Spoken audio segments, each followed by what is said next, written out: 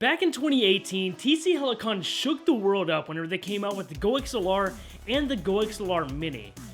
Whenever I first got mine, I was blown away, and I just immediately realized how crucial a device like this could be to my setup, for my stream, and then just in general anyways. However, 1 year later, do I think the value of this thing still holds up? Here in 2021, with all the other options that are available on the market today, do I think that the value of the GoXLR and the GoXLR Mini still holds up? Because I'm not gonna lie to you, it's a hefty price to pay, but is it worth it?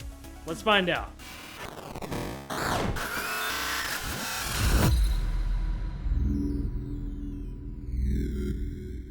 So I've had my GoXLR Mini.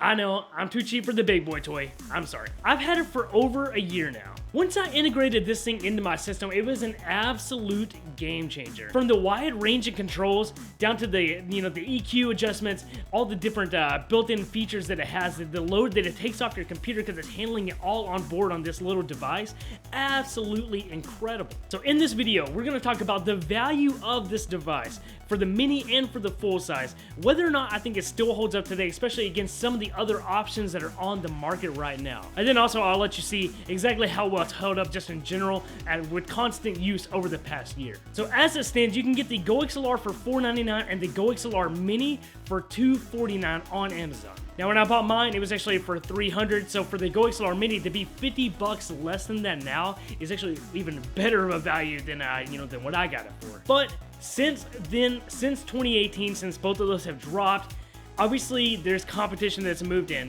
This is an increasingly growing market of devices and needs for people that are streamers and content creators. And so as the market has broadened, so has some other offerings that have come through at different prices and more competitive pricing.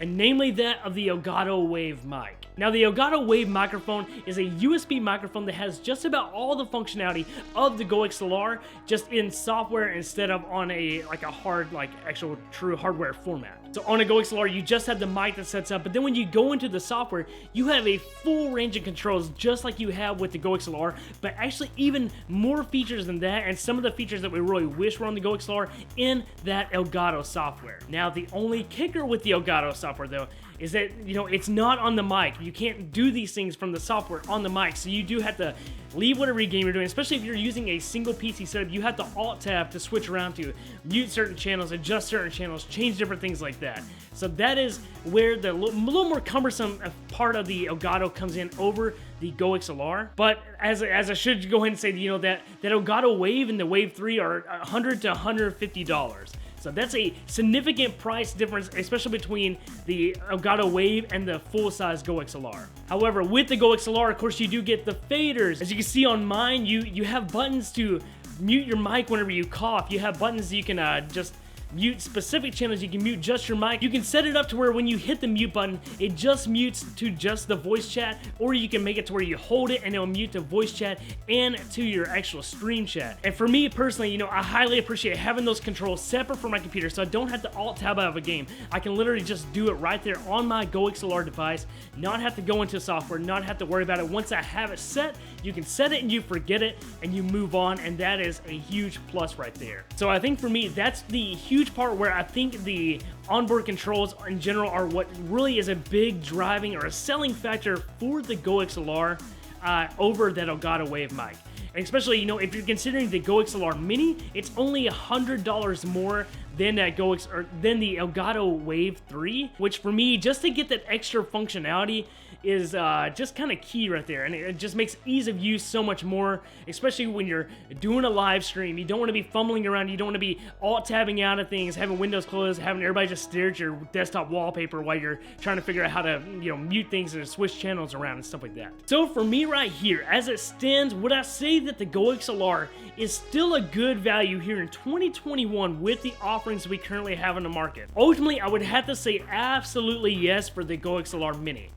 And the reason why I say that is because the GoXLR Mini basically has all the functionalities of the full-size GoXLR. However, it doesn't have auto faders, so the faders don't auto slide down by themselves. It doesn't have the tiny screens, the tiny little LCD screens where you can actually change what they say so you actually know what you're controlling. So it just has pre-marked tabs, which is not a big deal. You just have to remember what each channel is controlled for. And it doesn't have the buttons to set samples on there.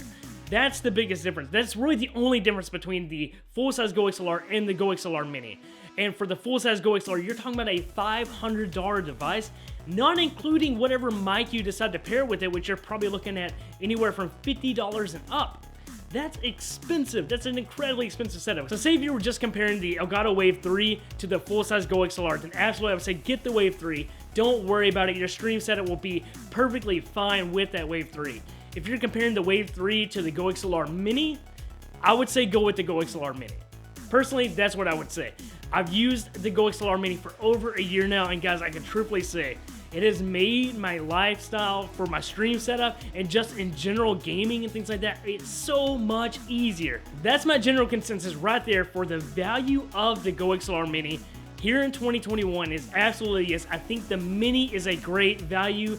The full-size GoXLR, unless if you were just a tech enthusiast, you want the best of the best, the cream of the crop, I don't think it's a good value anymore. Not since the Elgato Wave came out. Moving on from value, let's talk about durability. So 1 year later, I've had this thing. I use it almost every single day. I'm always touching the sliders. I'm always touching the buttons. I'm always messing around with the software. Let's talk about the durability and how well this thing has lasted. The number one thing I want to start off with is the software. That's the only big complaint that I have about the GoXLR is the software. TC Helicon basically just hasn't really added any new changes, any new functionality, any really key things that a lot of people want to have changed or some added features to it. They haven't done that with it, and that is a saddening part right there. That is one thing that I wish that they would fix in general. But other than that, let's go into the durability here. So first, let's talk about the buttons. The mute buttons in general, or specifically I would say, are buttons that I touch all the time. I'm constantly muting my mic. I'm constantly holding certain buttons to mute fully to all channels, doing different things like that, guys. And when you look at these buttons, as over a year, you know, they're just kind of rubberized, like real grippy buttons. They don't show anywhere. The design on those buttons isn't fading away. It's not going away or anything like that. Then you look at the faders. The faders I don't touch, you know, just a crazy amount, except for the game volume fader. That one I touch the most. And you can see the game volume one is the one that I have set to music. That game volume slider right there, it's still looking perfectly fine. And it is actually just plastic. It's made to look like it's metal. It's just plastic. But even as much as I've touched that slider and I've slid it up and down, up and down, and up and down, it has not faded, it has not started wearing out. So all in all, I think the quality of the buttons and the grade of materials that they use for that is really, really good. Now for the GoXLR body itself, obviously you can see the top part right here, it's gloss. It's almost like a hard plastic, kind of glassy like material. It's held up fine. It's just like it shows every speck of dust, especially with it being black. It shows every speck of dust. It shows every little fingerprint you get on there. Dusting it is a bit of a nightmare, and I have 2 dogs, so they're always getting dust and dander all up in it. So that part I'm not a huge fan of right there, but I know that why they did it, you know, to make it look pretty, to make that RGB shine through, make it look pretty and stuff like that. So I can't blame them, but nonetheless, I'm not a huge fan of the material they use for the top of this. Now for the ports on themselves, the only complaint that I do have is on the head jack port. I just feel like that it seems to be getting slightly looser over time, especially as, you know, my headset has been yanked out quite a few times because I got a dog that likes to tug on it and he gets wrapped up in the cord and everything. So I feel like the headset jack is kind of slowly just wearing out, which does make me a little nervous for a piece of hardware that's $250 or I spent $300 on.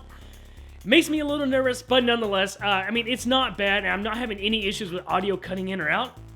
But without a doubt, I can definitely feel like getting just a slight bit loose. That's the only port that I've felt any issues with. Other than that, everything seems to be perfectly secure when I'm not really unplugging it and replugging anything else in, so I don't have to worry about it too much. And that seems about it right there, guys. Like I said, you know, as for value, whether or not I think it still holds a good value for the GoXLR Mini, absolutely. For the full size, no, and that's mainly because of the Elgato Wave mic. Now, if TC Helicon comes out with either a big revamp of the software, adding massive features, which I don't know if they ever will, sadly, but they add massive features that a lot of people want, that would be awesome. Or if they come up with another device that's like the GoXLR Mini, or you know, can hit an even cheaper price range, guys, I think that would be massive for them. But as it stands, at GoXLR Mini, yes, I think it's definitely a good value. I don't think it is a necessity for your stream, but it's definitely a helpful tool if you can afford it.